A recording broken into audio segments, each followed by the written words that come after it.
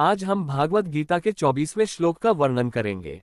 हे भारत, जब अर्जुन गुडाकेश ने इस प्रकार कहा तो ऋषिकेश श्री कृष्ण ने उनके रथ को दोनों सेनाओं के बीच खड़ा कर दिया।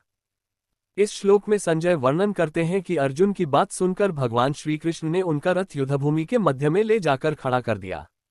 यहाँ दो विशेष नाम प्रयोग किए गए हैं, गुडाकेश और ऋषिकेश। गुडाकेश का अर्थ है जिसने नींद और आलस्य पर विजय पाली हो। ये नाम अर्जुन की गहन साधना और आत्मबल का प्रतीक है। अर्जुन केवल एक योद्धा ही नहीं बल्कि तपस्वी और अनुशासन प्रिय भी थे। दूसरी ओर ऋषिकेश का अर्थ है इंद्रियों के स्वामी अर्थात स्वयं भगवान श्री कृष्ण। ये नाम हमें ये संकेत देता है कि अर्जुन का मार्गदर्शन करने वाले कोई सामान्य सारथी नहीं बल्कि स्वयं ईश्वर हैं, जो समस्त इंद्रियों और जगत पर नियंत्रण रखते हैं।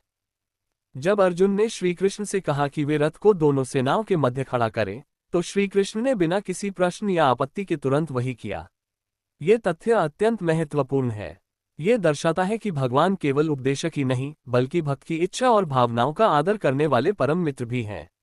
अर्जुन की इस विनती को स्वीकार करके श्री कृष्ण ने ये सिद्ध किया कि सच्चा गुरु या ईश्वर पहले शिष्य भक्त को उसकी स्थिति का पूर्ण अनुभव करने देता है, ताकि वह स्वयं अपने प्रश्नों और दुविधाओं का सामना कर सके।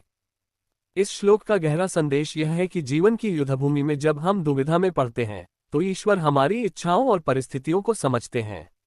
वे हमें हमारी आंखों से ही सत्य दिखाते हैं और तब मार्गदर्शन करते हैं। श्री कृष्ण ने अर्जुन को युद्धभूमि के बीच खड़ा कराकर उनके हृदय में उठने वाले भावों को और गहराई से अनुभव करने दिया, ताकि गीता का उपदेश सही समय पर प्रभावी हो सके।